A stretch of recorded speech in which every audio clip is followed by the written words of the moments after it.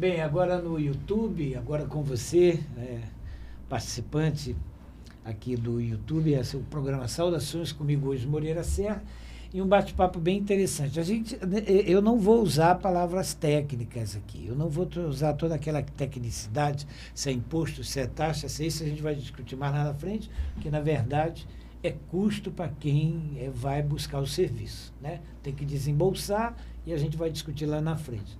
Continuamos aqui com o doutor Christian Dias Carvalho, continuamos com o doutor Lorival da Silva Ramos Júnior, e quero fazer um registro. Os dois foram indicados pela doutora Sara Gama. Eu convidei a doutora Sara Gama, da Vara da Fazenda Pública, aqui na comarca, no Termo Judiciário de São Luís do Maranhão, aqui na comarca da Ilha de São Luís. Eu convidei para ela vir participar do programa, até por toda a academia que envolve ela, a vida pessoal dela, é professora, é membro de academia de letras jurídicas, essas coisas. E eu e o doutor Carlos a convidamos para ver, ela disse, eu não estou podendo ir. Eu vou indicar duas pessoas para você que vão falar de cartório, de tabelionato, é o Christian, é o Lorival, e vai sair todo mundo compreendendo tudo. Vão entender, vão aos cartórios felizes, pegar a escritura do seu imóvel, seu registro de nascimento. Então, a doutora Sara Gama, as minhas homenagens e agradecimento. Doutor Carlos, continue com o Lorival para refazer aquela Você não pergunta. gostaria de retomar aquela questão que ficou pendente no bloco anterior, referente dos custos? Isso. Dos custos? Sim, olha só, rapidinho. O que importa, na verdade, vocês prestam um serviço maravilhoso. Realmente, ter poder público aonde só há o público, né? É muito importante. A gente sabe o que é chegar numa cidade no interior, não encontrar o delegado, não encontrar o juiz, não encontrar o promotor, defensoria só na capital, Timon tem, Caxias tem, mas a grande maioria dos municípios não tem defensoria. E o advogado lá perdido, fazendo às vezes com o dono do posto de gasolina para resolver o problema da população. Mas hoje tem tabelionato e cartório em tudo quanto é lugar. Isso é importante. E vocês prestam um serviço de atendimento de extrema relevância. Parabéns e obrigado por isso. Mas todo mundo se queixa dos custos. Já sabemos o que vocês gastam, inclusive na proteção da rede de dados, da rede de informática, na nuvem, como dizem por aí, né? Mas e os custos? Porque é tão caro e buscar um serviço de arquivamento, de registro, de notarial, num cartório. Por que é tão caro? Pronto.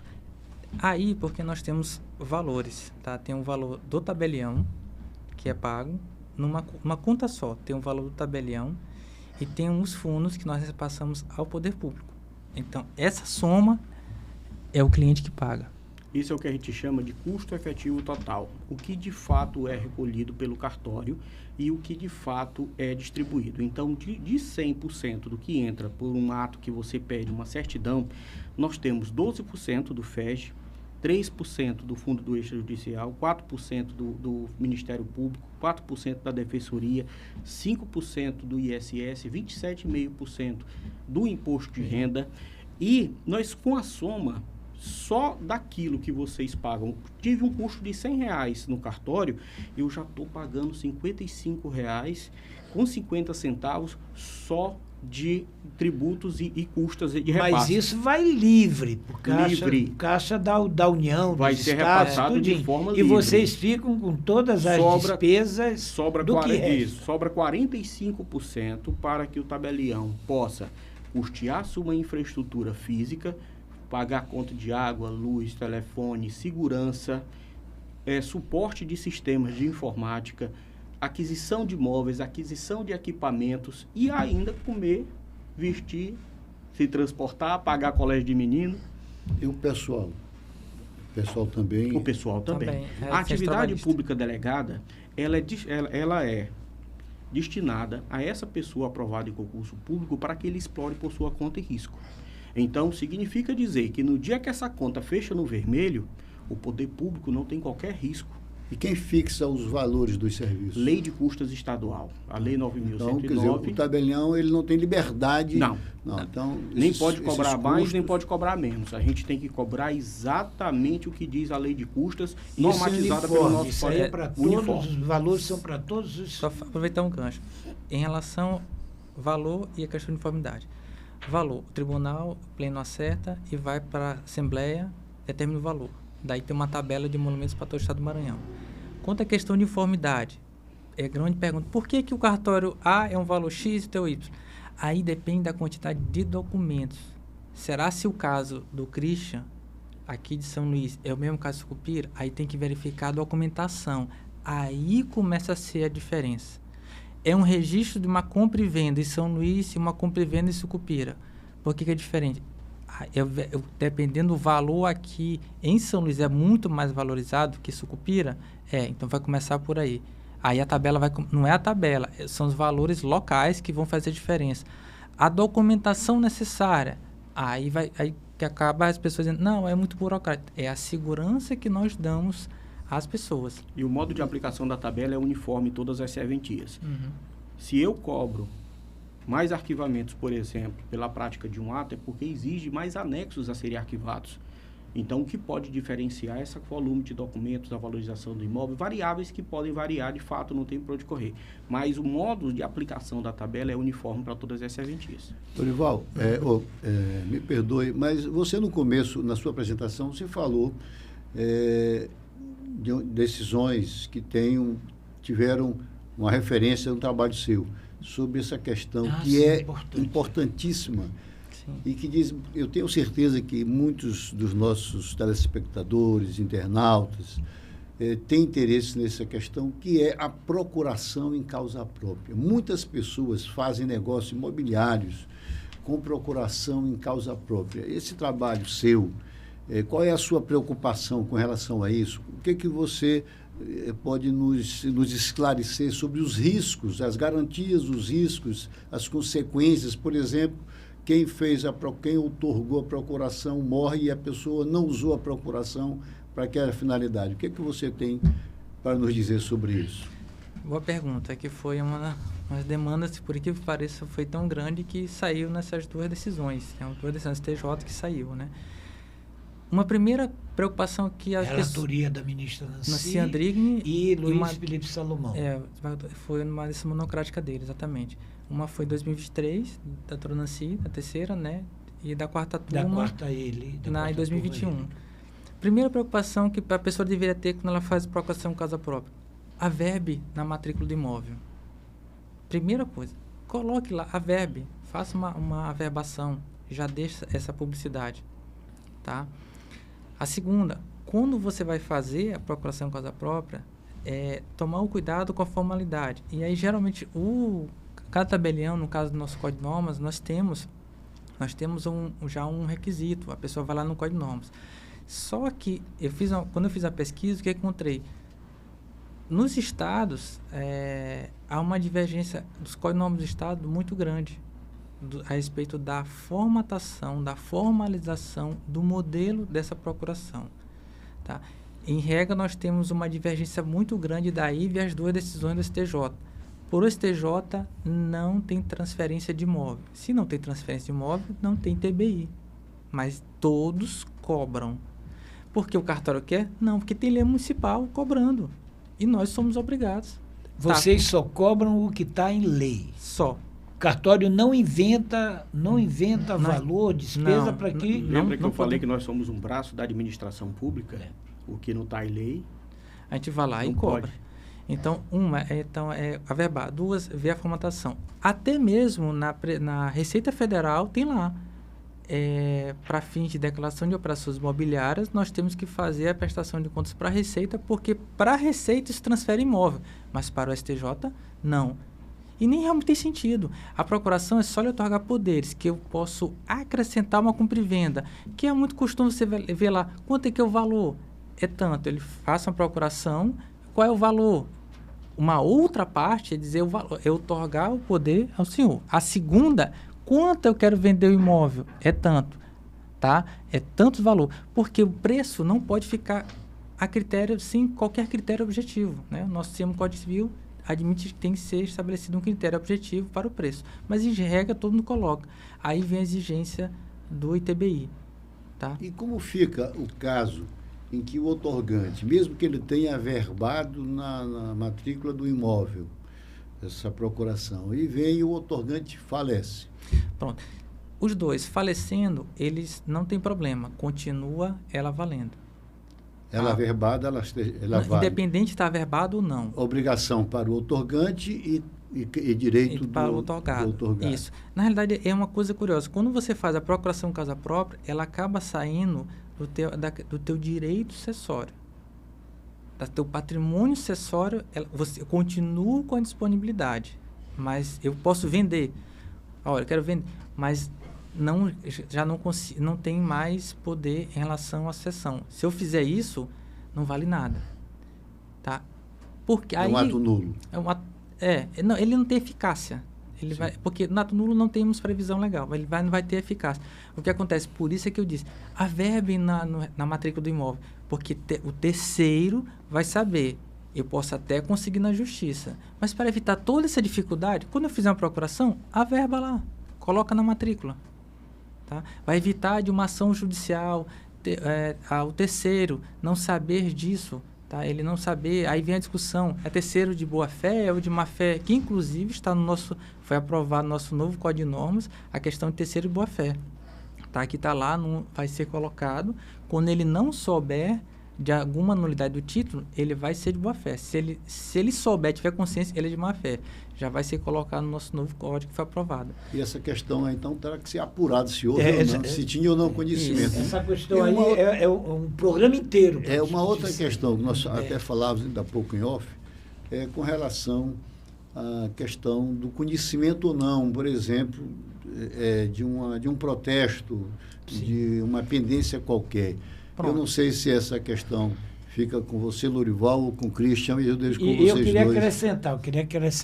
Queria aditar alguma coisa à tua pergunta. Uma vez me fizeram uma pergunta, existe o protesto eterno? Entendeu? Quando tu perguntar como é que você dá o protesto, como é que fica, né? Também interessante. Pronto, é bom explicar o que é o protesto, né? Claro. Até porque quem não é da área não sabe. Como ele pensa tá até que o movimento eterno de protesto, que aliás está proibido no país hoje, ninguém pode mais fazer protesto, mas diga. Mas vamos lá. Quer começar, Paulo? Começa o complemento. Tudo bem. Mestres, o protesto nada mais é do que tornar pública uma dívida vencida e não paga, para garantir o direito do seu credor. Então, hoje, se a gente procurar o conceito básico que está escrito no artigo 1º da 9492, nós temos lá que é o ato formal e solente que prova a inadimplência pelo descumprimento de uma obrigação estabelecida para um credor, para um credor perante o devedor. Então, a partir daí, tudo aquilo que é líquido, certo e exigível, está vencido e não pago, pode ser protestado. Exemplo. Contrato de honorário advocatício. Vamos lá, você fez um contrato de honorário advocatício, você escalonou em 3 parcelas, sendo que a primeira, correspondente a 30%, você iria receber aquela contraparte pela protocolização da petição inicial. Você fez o protocolo da petição inicial, estabeleceu a cobrança para o cumprimento daquele contrato, o seu cliente não pagou. Pode ser protestado?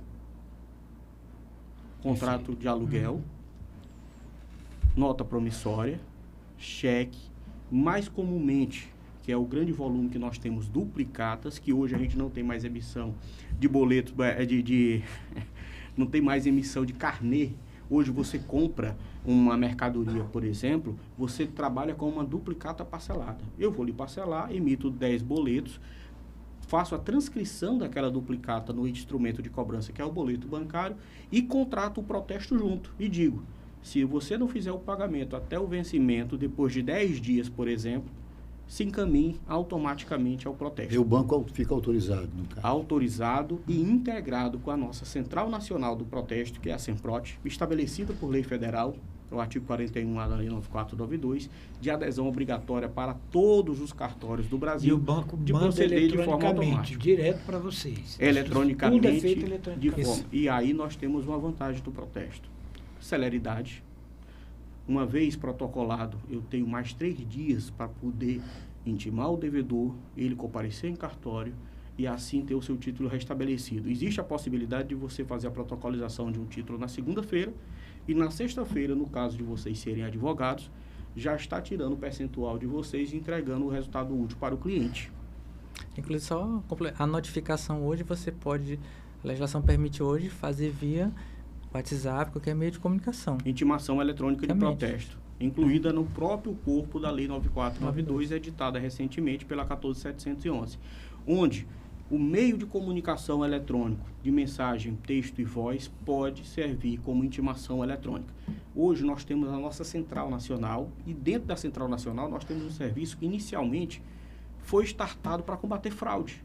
Olha quantas fraudes de cobrança de indevida a gente recebe pelo SMS, pelo WhatsApp, pelo e-mail. E foi criado, então, o serviço que a gente chamou de Avise-me, onde, gratuitamente, as pessoas podem acessar o site da Semprot, através do pesquisaprotesto.com.br, fazer o login, inclusive utilizando a conta GovBR, que hoje é uma facilidade muito grande, que traz muita segurança, e, a partir daí, aderir ao programa Avise-me, que toda vez que tiver um apontamento... Como é o nome? O sistema Avise-me. Avise-me. Avise-me, da Semprot. Avise-me. Toda vez que você tiver um título apontado em qualquer cartório do Brasil, você vai ter a sua notificação e o seu relatório aqui na sua plataforma Semprot. E vai servir de uma conta-prova. Se eu recebi uma chamada telefônica, se eu recebi uma mensagem de SMS ou até um e-mail dizendo que eu tenho um título em cartório, eu posso acessar a ferramenta Avise-me e verificar se corresponde realmente à verdade ou não. E essa ferramenta está sendo estruturada para que gratuitamente as pessoas possam se cadastrar e também receber as intimações de forma eletrônica, da forma como apara a lei. Em relação com ele falou do contrato, por exemplo, aproveitar da publicidade, da importância da publicidade e a outras funções do protesto. O senhor fez o contrato em horário advocatício, a pessoa não pagou, o senhor protestou. Tá, mas qual é a força dessa publicidade? Em regra, a gente pensa, não, é só para recuperar o crédito.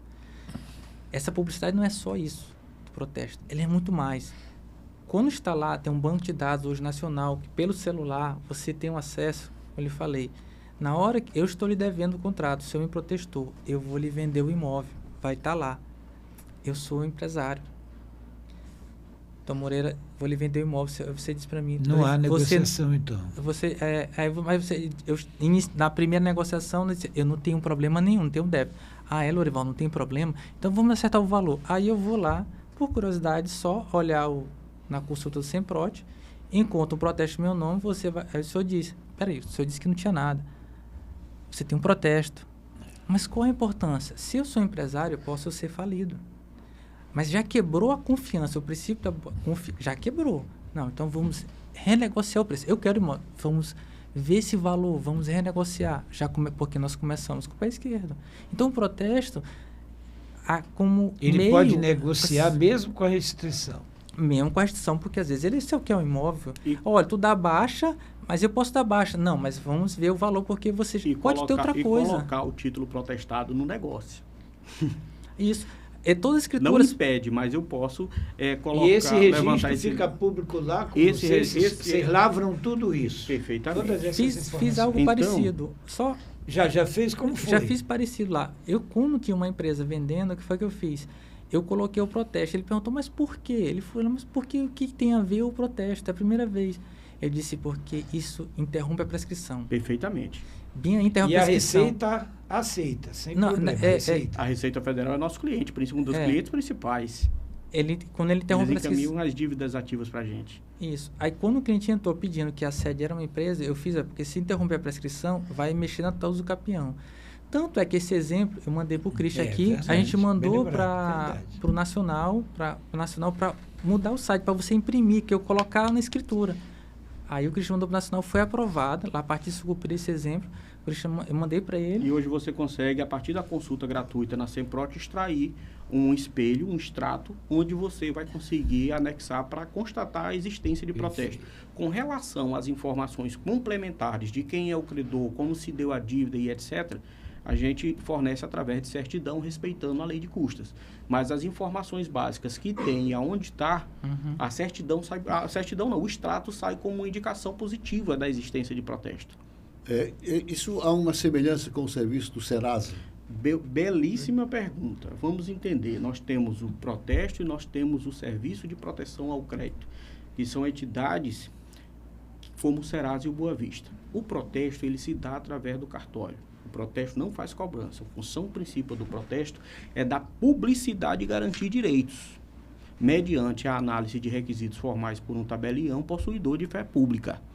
E o Serasa e o Boa Vista, que são órgãos restritivos de crédito, ele lhe dá acesso a uma ferramenta onde a responsabilidade integral pela cadastro e o descredenciamento daquele inadimplente, ele é inteiramente do cliente. Então, é o banco de dados onde você, por sua conta e risco, alimenta e por sua conta e risco, você exclui.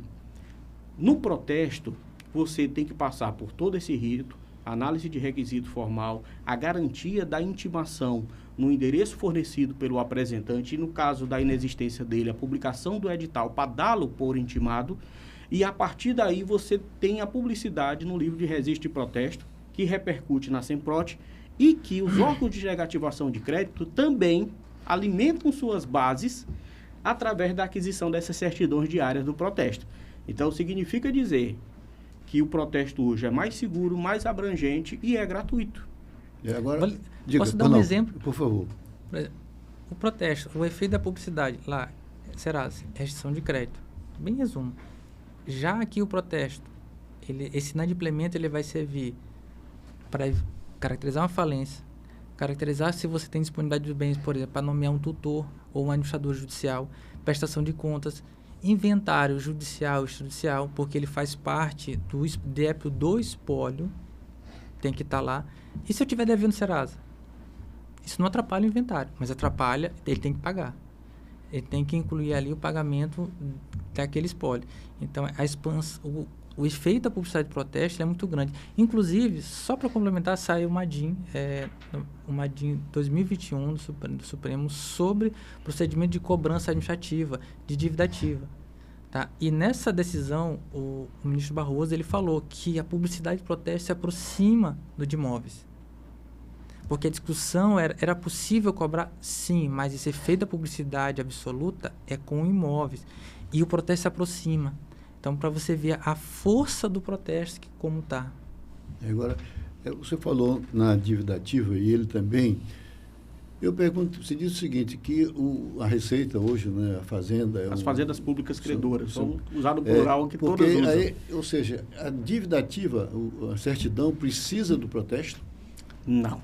Vamos entender. O processo de constituição em dívida ativa é um processo interno da administração pública.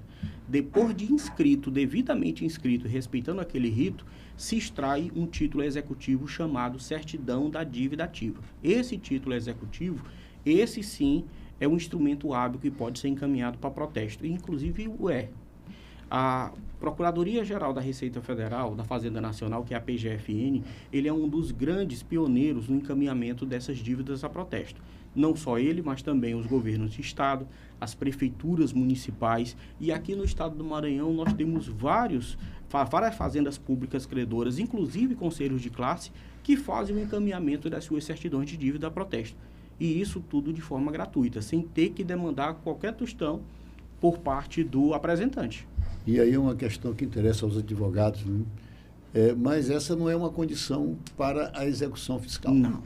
É uma boa prática para a execução fiscal. Vamos entender. Eu tenho um processo judicial e tenho um processo extrajudicial gratuito. Se eu tentar fazer a recuperação da minha dívida startando via protesto e só não insucesso da não recuperação do crédito dentro do período que o protesto se propõe a fazer, eu assim startar meu processo de execução, eu tenho minha dívida fortalecida e ainda tenho a possibilidade de resolver o meu conflito dentro de 3 dias úteis. Diga, Lorival. Já que você falou do advogado, olha só como a importância desse protesto ele feito da CDA. Eu, como advogado da empresa, não está averbado no imóvel, não está protestado. Como é que o meu cliente que comprou aquele imóvel, o devedor sabia, ele comprou, como é que, objetivamente, não tem como dizer que ele estava de má fé. Ele procurou o registro de imóvel, não tinha nada. Ele procurou o protesto, não tinha nada. Então, ele está de boa fé. Quando ele passou, a fazenda não pode tomar esse imóvel dele. Não pode dizer que esse imóvel não é fraude de execução. Não tem como caber. Ainda que ele não esteja lá. Daí eu citei a decisão do Barroso, ministro Barroso, ele disse que se aproximou, olha a importância, se aproximava de imóveis. Então, se ela não estiver lá, que foi a resolução 547 do CNJ 2024, se ela não estiver lá, daí o protesto. A importância dele ser obrigatório. A ideia era esse tem que ser obrigatório. Ele fez um levantamento importantíssimo. E essa resolução 547, ela foi editada agora em fevereiro, dia 22 de fevereiro agora desse ano. Uhum.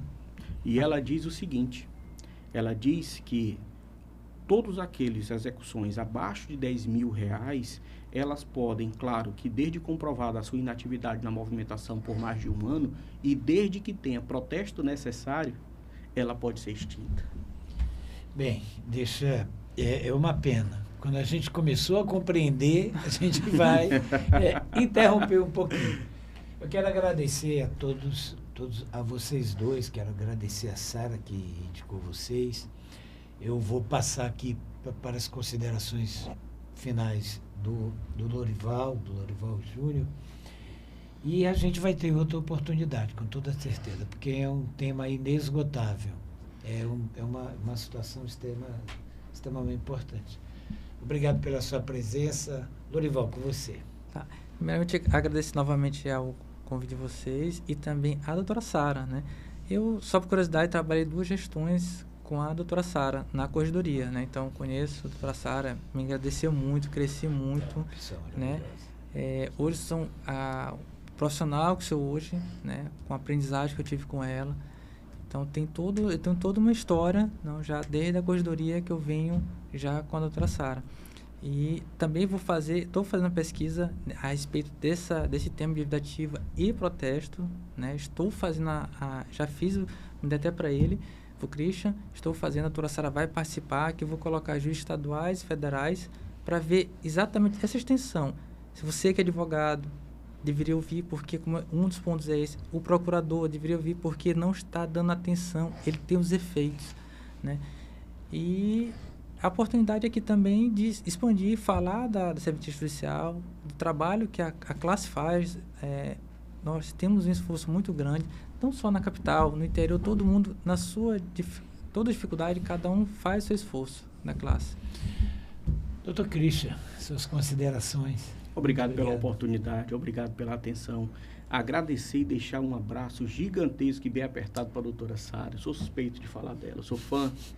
Eu trabalhei, a gente discute, a gente conversa, a gente evolui, e ela é uma pessoa no coração enorme, sem tirar o mérito da competência, que ela é extremamente competente. E agora ela está na Fazenda Pública, na Vara de Fazenda Pública, ela vai fazer um trabalho primoroso, assim como já fez em todos os locais por onde passou. Agradecer a organização do programa, muito bem montado. É uma oportunidade, como você disse, a gente simplesmente arranhou a ponta de um iceberg. A atividade notarial é uma coisa, é um universo paralelo. Recentemente nós estamos incentivando a implantação de disciplinas de graduação.